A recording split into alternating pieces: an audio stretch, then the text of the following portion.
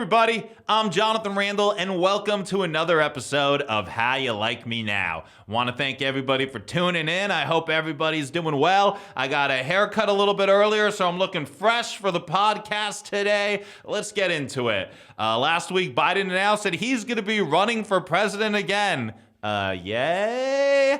I mean, I think it's kind of sad and scary that Biden is the best that the Democrats have to offer. I mean, the only thing I really see Biden have going for him is that he's not Trump. Like, that's his claim to fame, that he's not Trump, which isn't good. I feel like, how is there not somebody else? How is Biden the only one that the Democrats can be like, yeah, it's a good idea to have this guy run again? It's absolutely crazy. I can't believe it. I'm almost thinking that like the Democrats just want to embarrass Trump that badly by having him lose to Biden not once but twice. And it's crazy. I can't believe it looks like it's going to be Biden versus Trump again. It's like, I know that Hollywood is obsessed with sequels, but I had no idea that Washington was too. It's a sad state of affairs. I don't know. It feels like we're not moving forward as a country. Are we even moving forward in the world? Is everything a simulation? I can't believe it's going to be stupid Biden versus Trump again. Speaking of Trump,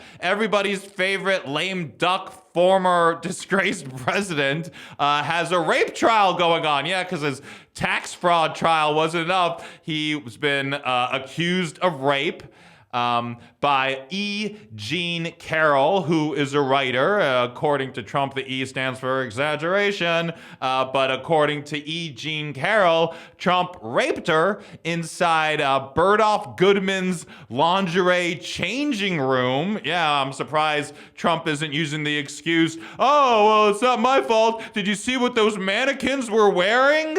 Anyways, Trump's lawyers try to have a mistrial. The judge said no. So, hey, Trump's also being accused of rape and he's on trial for it. My favorite is, Trump has denied it. And one of the first times he denied it, he goes, oh, I couldn't have raped her. She's not my type. Okay. Which is, I gotta be like one of the worst excuses for not raping somebody ever. Like, not like, no, I would never do that. That's disgusting and despicable. Rape is horrible. I would never do that. But, oh, she's not my type. I love it how he can't use the opportunity to be like, rape is bad, don't ever rape anybody, but he wants to use that opportunity to like dig in to give this woman who his accuser like a hard time and like put her down and be like, she's not my type, I wouldn't rape her, but if she was my type, it would be a lot of raping going on. Absolutely insane that he said that. Absolutely insane that people love this guy so much. I don't think it's too far-fetched that he is a rapist, considering he's on tape talking about grabbing women by the pussies. Anyways, I wonder if this changing room in Bergdorf Goodman is like going to become like a tourist attraction, and like people be like, oh, I want to change inside the changing room that Trump raped somebody. Maybe I'll record an episode of the podcast in there if they'll let me. Absolutely insane. Anyways, I can't believe people like Trump. I can't believe this is the guy who's going to be running for president, who, paid hush money to a porn star and committed fraud with his company to do so, that is accused of rape, that tried to end democracy, that was one of the instigated an insurrection. I mean, remind me what this guy did that was good. I can't. Besides not being a liberal, it seems like that's the only thing that he ever did was good. Anyways, Trump, absolutely insane. I reached, let's talk about something good, because nothing I've ever mentioned or talked about with Trump has been good. But I reached 10,000 followers on Instagram over the weekend, and I'm a little bit jazzed about it. I want to thank everybody for their support. It's one of those things that's weird because it absolutely means nothing, and I don't want to care about it, but I kind of do it. Like, I feel good about it, and hopefully, my following, not only could I bring them some laughter, but I could also bring them some thought, and hopefully I could do some good. So I want to thank everybody that's following me on social media. If you're not, please do, at Jonathan Randall. Some bad news. I got kicked off the dating site Hinge.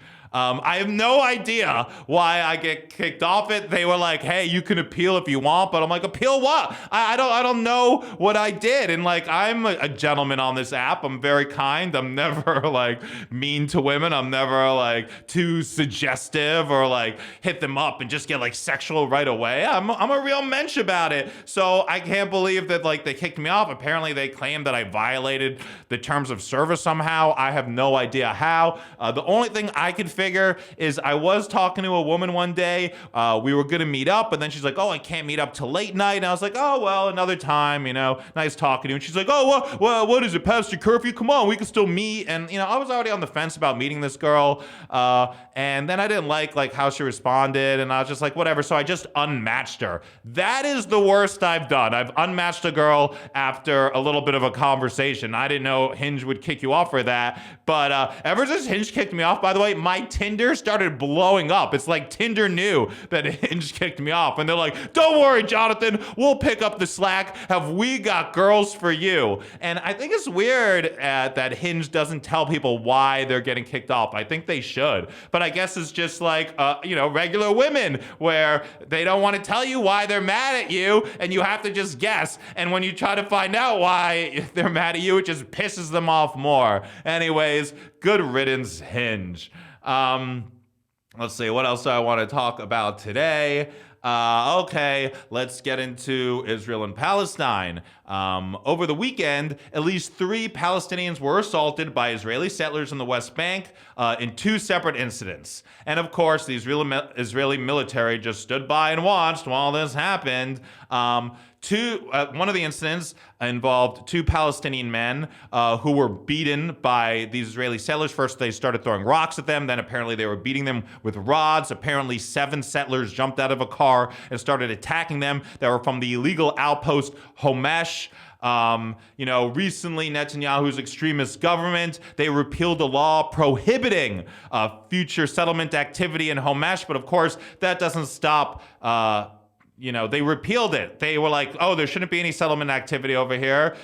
They tried to evacuate this place. They still kept the yeshiva there, and now they repealed that there would be future activity because there's going to be, which I don't understand how this is like anyone's view of like helping peace. Israelis are always like, "Oh, we want peace, but the Palestinians won't." Well, continuing to take Palestinian land because Israeli judges had already said that the Homesh, outpost had to go, and they already said that this was Palestinian land, but of course it's not good enough. This new extremist government, they want to continue settler expansion, even though it's horrible for peace, but they don't care, and they don't care about Palestinians, and it's absolutely atrocious. I think one of the things that Israel should be doing to facilitate peace is stopping settler expansion, but they don't want to do that. They don't care. They're determined, especially these settlers, to wipe Palestinians from the land and to empower terrorist Israeli settlers to assault Palestinians in this manner, which they keep doing. And then another Palestinian was beat by settlers when he was a shepherd, and I guess his flock of sheep were out grazing a field, and then some Israeli settlers came and they beat the shit out of him. I don't know. According to Israelis, I guess one of his sheep looked at them the wrong way, so they had to kick the crap out of the guy because it was only in self-defense. I don't know. That's probably what they'll say.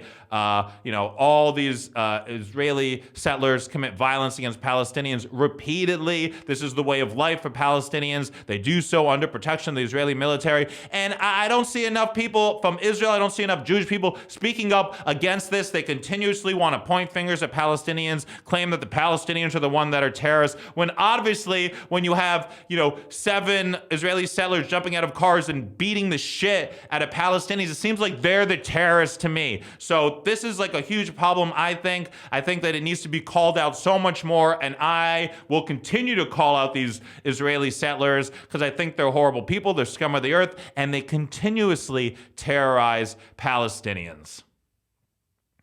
There is this extremist government happening right now in Israel. and it's filled with ultra-nationalist people. It's filled with right-wing people. Israelis have been protesting every week. Thousands are taking to the street, but it's almost like a little too late. Like, maybe this is what happens when your country is like above criticism, and anytime anybody criticizes Israel, people are so quick to be like, oh, anti-Semitic, and people feel like they can't speak out against the actions of Israel without being labeled anti-Semitic. And maybe when like that's your vibe, the only thing that's gonna come from that is having some sort of extremist ultra-nationalist government that doesn't truly represent the whole of the people that want to keep Israel a secular and democratic state, but is more for the people that are like fanatical and extremists and basically want to, make it like more like a Jewish state, like it is a Jewish state, but they want to make it like under like the Jewish laws and not like secular, and who want to wipe Palestinians